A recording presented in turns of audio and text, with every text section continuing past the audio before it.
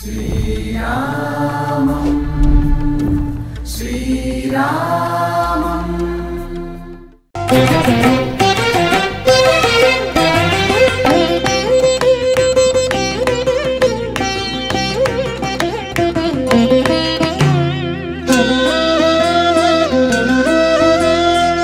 నమస్తే అండి. మనం రామకోటి రాస్తాం కదా, రామకోటి రాసే వాళ్ళు ప్రపంచంలో ఎక్కడి నుంచి రాసినా అయోధ్యకి పంపిస్తారు కదా.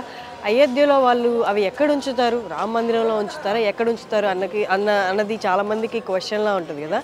సో ఇప్పుడు నేను చూపిస్తాను, మీరు పంపించిన రామకోట్లన్నీ, ప్రపంచవ్యాప్తంగా రాసి పంపించిన రామకోట్లన్నీ ఎక్కడ పెట్టారో అవన్నీ మీకు చూపిస్తాను. ఇది వాల్మీకి రామాయణ భవన్. దీని లోపలికి ఒకసారి రండి, చూపిస్తాను.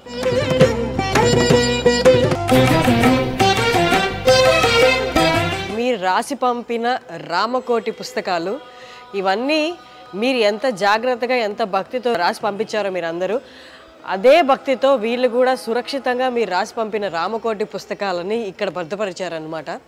సో ఇవన్నీ మీరు ఒకవేళ అయోధ్య వస్తే అయోధ్యలో వాల్మీకి రామాయణ భవన్ అని ఉంటుంది, అక్కడ మీరు చూడొచ్చు. ఈ భద్రపరిచిన బస్తాల్లో మీరు రాసి పంపిన రామకోటి పుస్తకాలు కూడా ఉండొచ్చు. ఇదిగో నా చేతిలో కూడా కొన్ని ఉన్నాయి. ఇవి ఎవరో రాసి పంపారు. తేదీ 23వ తారీఖు, ప్రారంభం తేదీ 18/4/2023, ముగించిన తారీఖు 23/5/2023.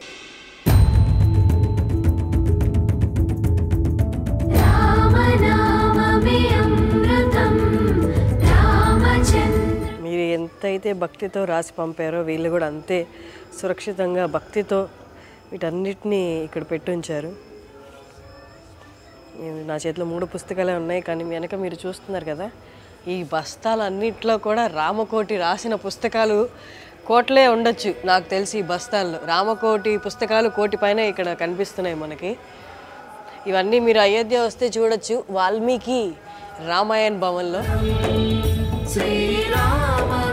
అక్కడే కాకుండా మనం ఇటు కొంచెం పక్కకు వస్తే ఇక్కడ కూడా ఎన్నో భద్రపరిచి ఉన్నారు.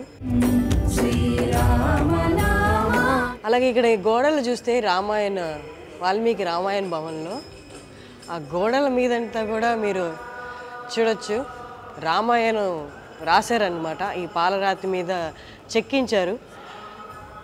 ఈ భవనం మొత్తం ఇలాగే ఉంది. అంటే ఎన్ని సంవత్సరాలు బట్టి ఉంటుందో వీళ్ళందరికీ ఇది రాయడానికి, చెక్కించడానికి. బట్ లైటింగ్ ఇక్కడ సరిగ్గా లేదు, కానీ మీరు కొంచెం క్లోజప్లో చూసినట్టయితే మొత్తం భవనాలన్నీ, ఈ భవన గోడలన్నీ రామాయణంతో నింపేశారనమాట.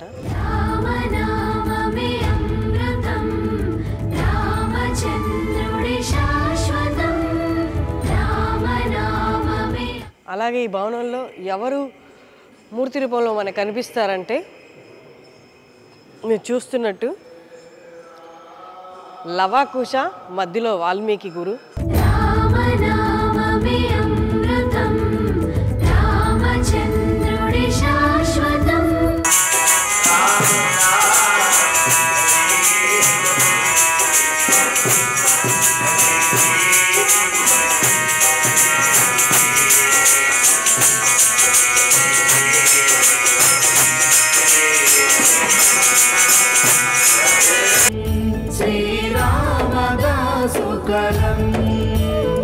రామచిలక స్వరం శ్రీ